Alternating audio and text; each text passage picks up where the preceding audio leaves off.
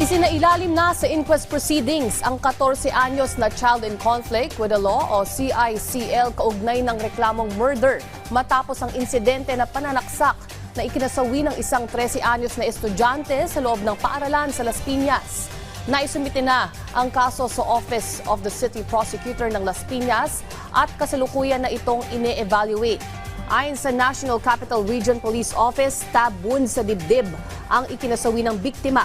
Batay sa investigasyon, pangunahing motibo pa rin ang alitan umano tungkol sa 10 pisong sukli na naiwan sa school canteen. Lumalabas din sa investigasyon na fan knife o balisong ang ginamit sa insidente at itinago ito sa loob ng tumbler kaya hindi nakita sa isinasagawang inspeksyon bago makapasok sa eskwelahan.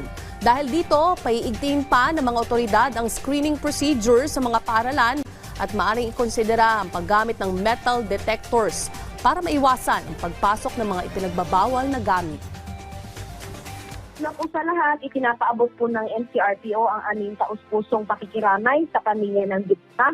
At syempre po, mahalaga po na bukas ang komunikasyon ng mga magulang, ng guro at ng ating mga minors, yung ating mga bata. Bantayan po natin ang kanilang mga kilos, yung pakikitungo po nila sa kapwa, pagbabago ng pag-uugali, ganun din po yung anumang alitang kanilang pinakaharap.